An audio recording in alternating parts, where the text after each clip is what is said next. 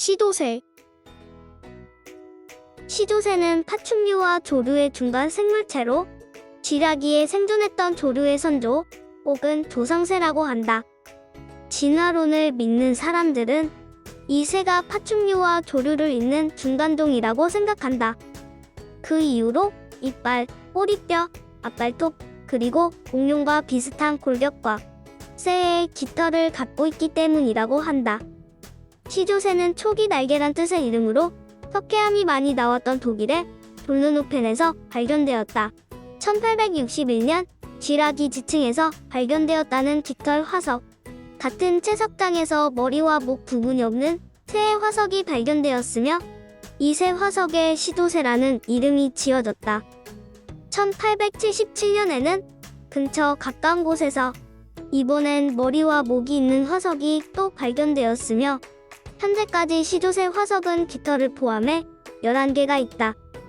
이 표본들은 모두 독일 프랑코니아의 돌르노펜에서 발견되었다. 그런데 이 새가 정말 시조새일까? 많은 진화론 과학자들은 이 새가 그냥 새라고 이야기했다.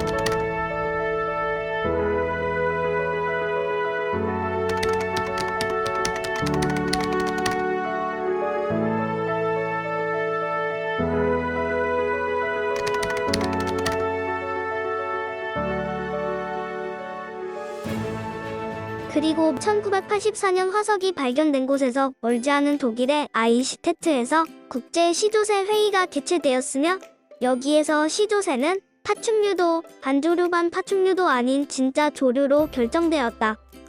그럼에도 불구하고 아직도 이 새를 시조새라고 알고 있는 사람들이 많다. 이 새가 시조새가 아닐 수밖에 없는 이유는 뭘까? 첫째, 이빨이 있기 때문이라고 하지만 사실 다른 새들도 이빨을 갖고 있다. 진화론자 무디는 1970년 그의 저서 Introduction to Evolution에서 다른 멸종된 새들도 치아를 가지고 있었다고 기술하고 있으며 실제 백악기와 쥐라기에서 이를 가진 조류들이 많이 발견된다. 반대로 파충류 중에서도 거북, 바다거북, 익수룡 같은 파충류는 이를 가지고 있지 않다. 둘째, 시조새가 파충류라고 주장되는 또 하나의 이유는 긴 꼬리를 가지고 있기 때문이다. 그러나 모든 파충류가 긴 꼬리를 가지고 있는 것은 아니다. 예를 들어 익수룡은 꼬리가 너무 짧아 구분하기 힘든 것도 있다. 원숭이도 어떤 것은 꼬리가 있고 어떤 것은 없다. 모든 이런 변화는 여러 종류의 동물에 수많은 변이들이 있기 때문인 것이다. 셋째, 시조새는 날개에 3개의 발톱이 있다. 하지만 남아프리카의 포에치는 어린 시절에 2개의 날개 발톱을 가지며 게다가 이 새는 시조새와 같이 기묘하게 작은 흉골로 인하여 잘 날지 못한다. 이 새들의 발톱은 시조새의 것보다도 훨씬 파충류와 비슷하다. 넷째, 시조새의 두개골은 조류보다는 파충류에 가깝다고 말하고 있다. 그러나 런던 표본을 연구한 벤터는 골과 두개골 뒤로 연결된 뼈의 모양으로 보아 시조새는 새의 조상이 아닌 것처럼 보인다.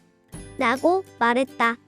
다섯째, 새의 깃털을 갖고 있기 때문이라고 한다. 1979년 진화론자인 헤드치아와 토르도프는 사이언스지에 시조새의 경우도 기록된 바와 같이 우리에게 잘 알려진 가장 완벽하게 발전한 깃털과 다르지 않다라고 발표하였다. 뿐만 아니라 페듀치아는 올슨과 함께 네이처지에 발표한 논문에서도 불균형적인 깃털의 의미는 날 수 있는 능력의 표시다라고 서술하고 있다. 반대로 타조나 레아, 에뮤 등 날 수 없는 새나 닭처럼 잘 날지 못하는 새들은 완벽하게 대칭된 깃털을 갖고 있다. 따라서 이 새는 능숙하게 날 수 있었을 것이다. 이렇게 많은 진화론 과학자들조차 시조새는 단순한 새라고 이야기하는데 왜 아직까지도 이 새를 시조새라고 하는 것일까? 게다가 더 오래된 지층에서 현대의 새들이 발견된다.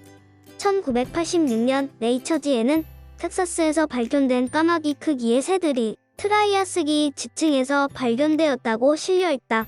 이제는 이 새에게 어울리는 좀 더 적당한 이름을 지어주는 것이 옳을 것이다.